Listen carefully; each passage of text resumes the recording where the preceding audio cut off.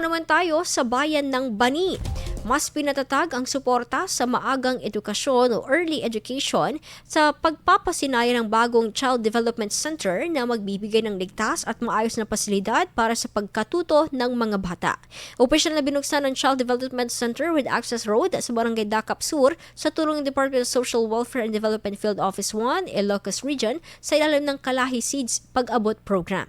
Ang pasilidad ay itinayo sa dating bakanting lote upang matugunan ang pangangailangan sa angkop na learning environment para sa mga batang nasa early childhood stage. Ayon sa DSWD, layon ng proyekto na mabigyan ng mga bata ng mas ligtas at akmang espasyo sa paghubog ng kaalaman na inaasahang mag-aambag sa kanilang pangmatagalang pag-unlad at sa mas matatag na kinabukasan ng kanilang pamilya. IFM News. IFM News.